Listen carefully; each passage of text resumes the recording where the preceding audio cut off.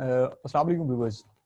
Today we are discussing a very complex and a very complex relationship in international relations that most scholars call is the relationship of Turkey and Russia. For scholars, it is a very kind of a hate and love relationship. And to discuss that, today I have a very dear professor, Mrs. Daniela Irrera from Italy. She is a professor of political sciences and international relations at the Department of Political and Social Sciences, University of Catania, Italy. Hello, Daniela, how are you? Hello, I'm doing great, thanks. And how are you? I'm Alhamdulillah good.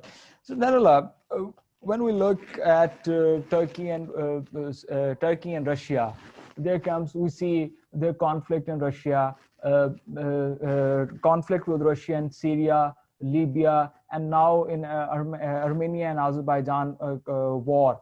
So, but at the same time, earlier this year, we witnessed, I would say that gas pipeline deal and then the S-400 missile system. So how you will make sense of this Turkey-Russia love and hate relationship?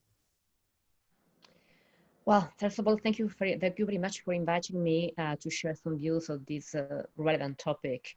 Well, the question is quite challenging, and I would say that this is exactly the right label, this love-hate relation. And I would say that not only this makes sense, but also constitutes one of the most important factors of regional balances, as well as global one, of course. There are two very powerful countries, and what approach to security is deeply grounded on military strength. And this, of course, produces an impact on the balance of power. Obviously, hate can be more visible. And for example, as you were mentioning, in conflict resolution and involvement in the so-called proxy wars. So Russia and Turkey are on opposite sides in at least three main conflicts today, which is Syria, Libya, and ultimately Nagorno-Karabakh. Of course, just to be clear, in Syria, Russia has been a key supporter of Syrian President Bashar al-Assad, whereas Turkey supports Syrian opposition groups in northern Syria, while in Libya, Russia supported the Libyan National Army led by General Haftar, and Turkey, the government of national accord for control of the country. And then, of course, we know very well that in Nagorno-Karabakh, Turkey and more than visibly supports Azerbaijan against Armenia, which is its old enemy.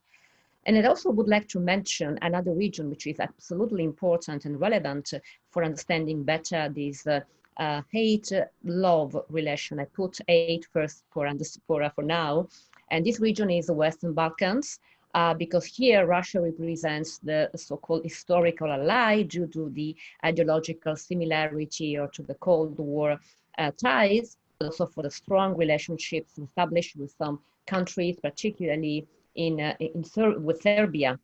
So Russia has a great, important, relevant role in this region, but at the same time, let's say Turkey is very interested at the same time in the region, especially for in energy and pipelines, and also the routes, the strategic routes which are crossing this region. So this is another region which is probably not so discussed so much as Syria and Libya, but for sure is another region in which these old great game of supporters of different parties in proxy wars for controlling large parts of strategic territories as visible.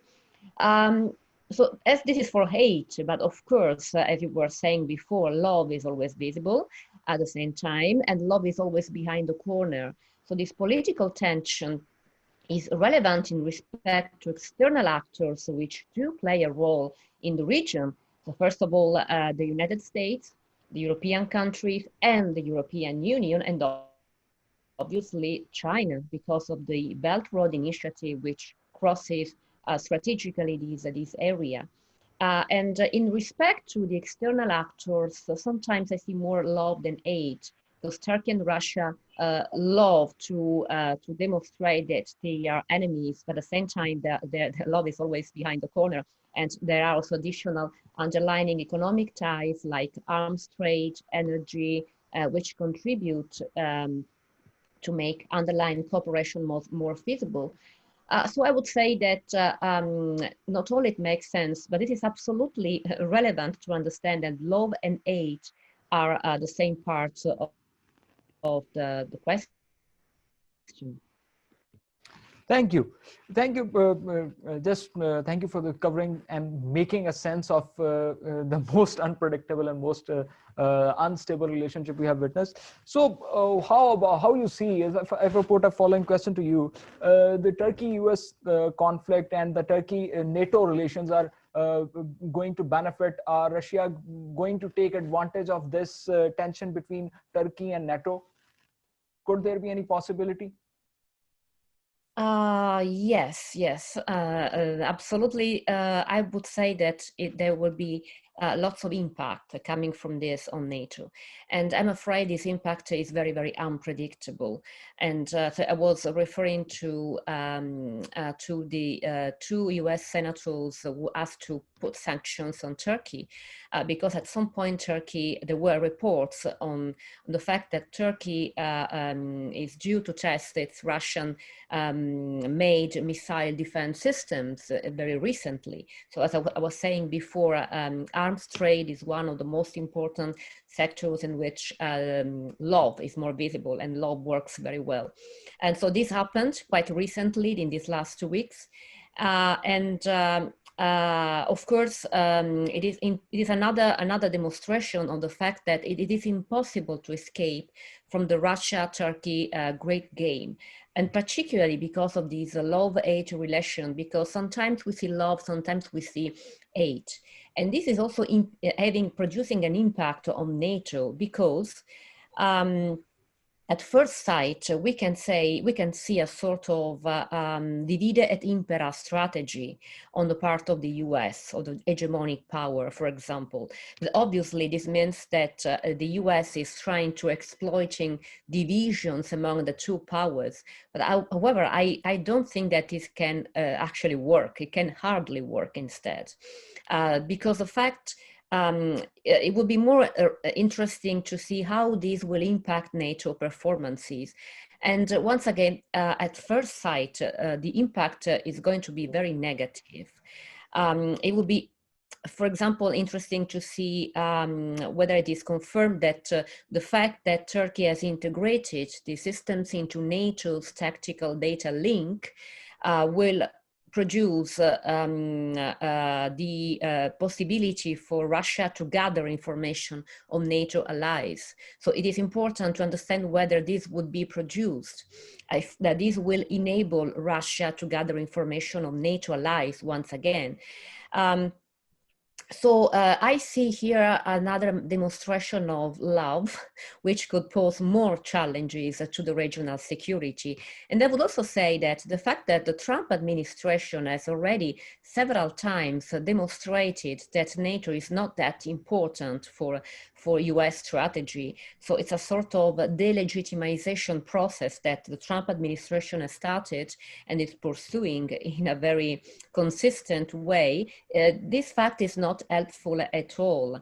So sanctions per se is could not be so relevant, because once again is a sort of another kind of negative conditionality, and both Russia and Turkey are quite familiar with that kind of negative conditionality. But it is important to see how this will produce an impact on NATO. For sure, it will produce an impact, but I would be more concerned on the process of delegitimization against the organization, which has already started since some times ago, because of the joint action led by the US.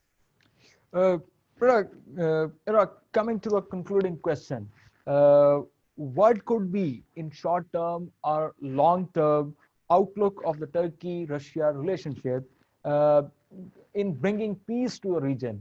Not about, I'm asking about the love side. So how they will act and work together to bring peace in the region? Well, once again, it is another very challenging question. Probably this one is the most challenging because this is very unpredictable. What I can say is that in the short term, Once again, I stress again the fact that Turkey-Russia relation is unavoidable, and all external players which are interested in the Middle East region know that. And they also know very well that love and hate will continue to be an alternative choice, depending on various circumstances and various policy fields. Although interests are very different, both Turkey and Russia are always able to identify common benefits and also able to exploit them. So it may have been expected them to continue on opposite sides in the major conflicts that we were referring to before, so in Syria and Libya. Turkey will continue to exploit the Kurdish and Armenian issues on purpose, and Russia to make use of various pro-Russia nationalisms, and this could continue to be very visible in the Black Sea, in Ukraine, in Southern Caucasus. In a different way, to some extent, it may be visible as well in Western Balkans for different reasons. But then, and this is apparent hate, but then we also have love, because I just would like to follow what the Russian deputy foreign minister quite recently, well, not that recently, I think it was in July, but I mean, it's something which can always be considered as a recent affirmation. He said that there is a positive interdependence. Well, I'm not sure whether positive, what positive could mean, but for sure interdependence is the right word to describe in functional terms, relations, love relations concerning Turkey and Russia. For sure, this is true as for energy and arms trade, as we already seen, but it may also be applied in other, let's say, minor policy fields like tourism.